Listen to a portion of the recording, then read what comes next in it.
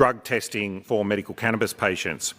I'd like to take a step back and think about what the point of testing for drugs on the road is, and of course it's around impairment.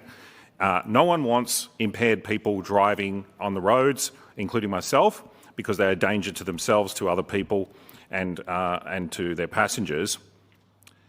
However, we've had a situation long ago with alcohol testing, where there is an excellent established scientific relationship between the level of alcohol in your blood and your impairment. And so we've come to a well-accepted principle that if you're over 0.05, then you're impaired, and therefore you will lose your licence and suffer some penalty. We have the unfortunate situation with cannabis, which has this different way of metabolising, that it remains in your system for a much longer period than alcohol does, and therefore you can test positive for THC, which is an active component in cannabis, long after you're impaired. And this has created a great injustice. And I first raised this injustice back in 2019, and frankly the government has been far too slow to act on this. And I'd like to touch on some of the harms, serious harms that have been caused by this injustice. And one of those harms that's already been spoken about is people who are not impaired losing their licence. But I think that there are far greater harms caused by this injustice. This injustice is acknowledged in the law itself by the very existence of two offences. One offence is drug driving. The other offence is drug driving whilst impaired. And as is pointed out, drug driving while impaired is seldom used, frankly, because it's a bit too much paperwork for the police. That's why they don't do it. And it's much easier to ping someone for drug driving by just testing for the existence of THC in their blood, and therefore they lose their licence. But some of the, frankly, the offence of drug driving without impairment should not be an offence, in my view. But I'd like to touch on some of these other harms. I've personally spoken to dozens of people who suffer medical conditions, such as some of the ones outlined here, such as pain, anxiety, sleep, insomnia, etc., many illnesses.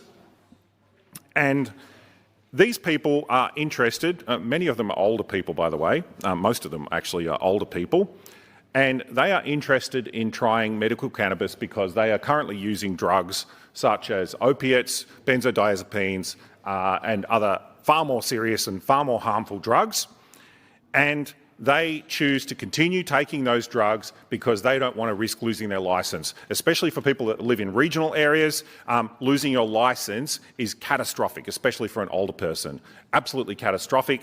They will not risk losing their licence, so they do not use medical cannabis, even though it has a far less harmful safety profile than these other drugs. It's not no chance of overdose and these other things.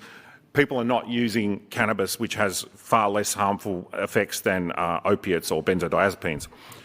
Another very, very serious harm, which concerns me greatly, is the way that police target music festivals. And everyone going to these new music festivals knows that the police will be waiting outside and drug testing. And when people may have been inclined to go along to the music festival and maybe just smoke some cannabis, which doesn't have a great amount of harm, they don't do that because they know that the next day, when they're not impaired, they'll get pinged by the police on the way out. And so they substitute and use other far more dangerous drugs simply because they metabolise through their body in a faster time. Drugs like cocaine, etc. I think that this is a travesty, and we don't know how much serious harm this has caused, but every time I hear of someone overdosing at a music festival, I wonder if they had the option of maybe if they had just smoked some cannabis instead, maybe they'd still be alive, or maybe they wouldn't be hurt. And I think that what the police do with this sort of drug testing is wrong. They should be testing for impairment, and the fact that this technology doesn't, they say that the technology doesn't exist to test for impairment. Well, as was pointed out by Mr. Edershank, they have the very old-fashioned, old-school test, the field sobriety test, and it takes time and paperwork to do that, and as was pointed out earlier, it's harder to get a conviction. Well, so what?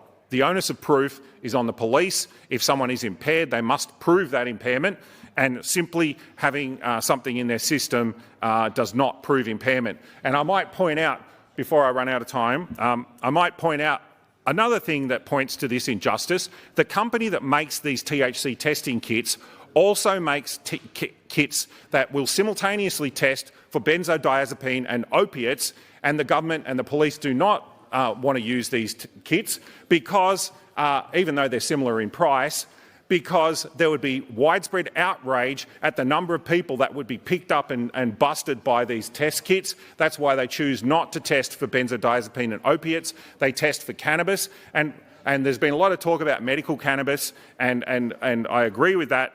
But similarly, if someone is using it recreationally, whether it's illegal or not, they should not be busted for impairment. This is just an extra injustice and stigmatisation and effect of prohibition.